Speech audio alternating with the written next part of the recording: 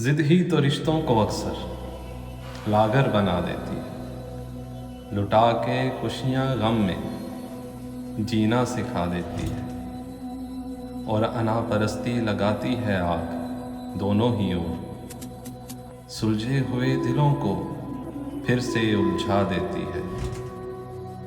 कुछ अपने ऐसे मौके को कभी जाने नहीं देते।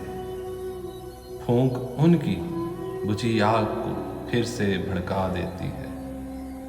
गलतफहमी भी कब किसी से पीछे रहती है। बीज ऐसे बोती है कि नफरत उगा देती है। छुड़ा लो जान मेरे दोस्तों इन मुसीबतों से, ये रह जाएं जो दिल में अपनों को गंवा देती है। जिद ही तो रिश्तों को अक्सर लागर बना देती है। लुटा के खुशियाँ गम में जीना सिखा देती है।